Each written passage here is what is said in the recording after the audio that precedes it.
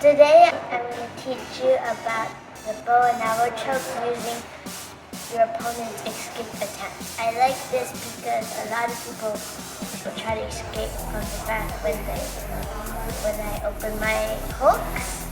So then I can go to bow and arrow choke, which is my favorite choke.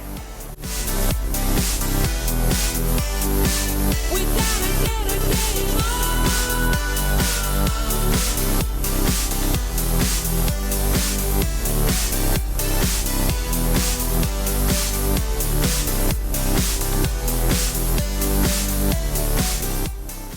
Start from back take. Grab the collar that you want to submit with using the hand that is on the same side.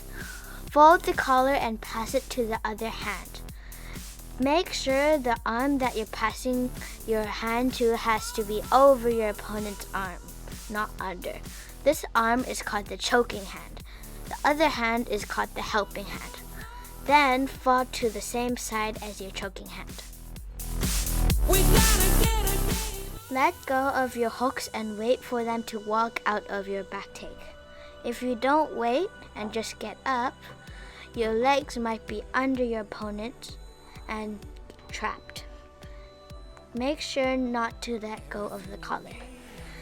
Then get up and step over your opponent with the leg that is closer to your opponent's legs. Lock your legs so that the arm that is closest to you is in your legs and the far side arm is not in your legs. Make sure you're still holding the collar though.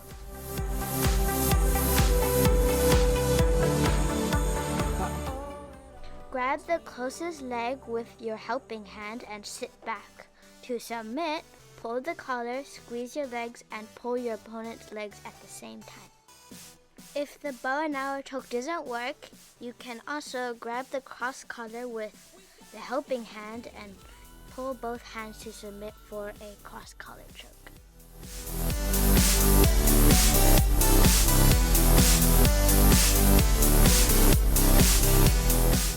The bow and arrow choke is a very tight choke, so when your opponent taps, don't forget to let go.